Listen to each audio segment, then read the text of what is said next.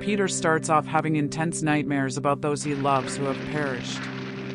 He awakes to find his infamous black suit ready for a night prowl of New York.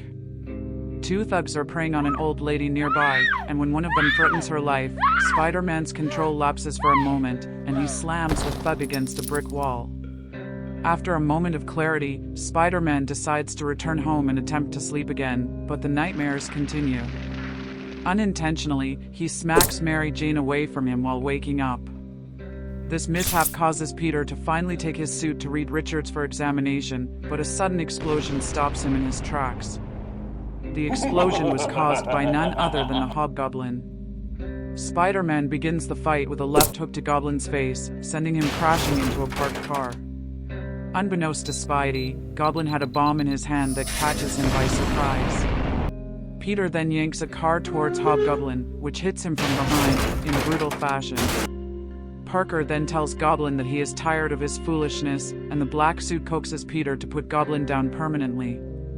Spidey resists the suit's influence, but still decides to unmask Hobgoblin, revealing that he is Roderick Kingsley. Kingsley gets a display of true power from Spider-Man, in the form of a devastating right hook, along with an ominous warning for him and other criminals. After meeting with Reed Richards and having his suit analyzed, Peter goes to see Aunt May in hopes of reconciliation. However, during their conversation, Hobgoblin decides to make another pass at Parker by blowing a hole right through the Parker household. Spidey quickly dons his black suit and immediately goes to work on Goblin with an uppercut which sends him flying through the wall and back out onto the streets. The banter continues, with Hobgoblin stating that Peter started this conflict by unmasking him and threatening him. Fortunately, Spider-Man has had enough and shuts Goblin up by means of kicking him yet again. Rage ensues, and Goblin is beaten brutally by Parker's fists.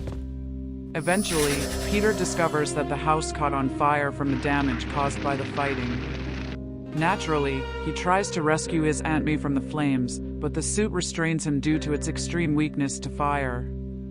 Spider-Man begs his new darker half to let him save his aunt, but it refuses and he is unsuccessful. The symbiote reminds Peter that Hobgoblin caused this, so he webs Goblin up.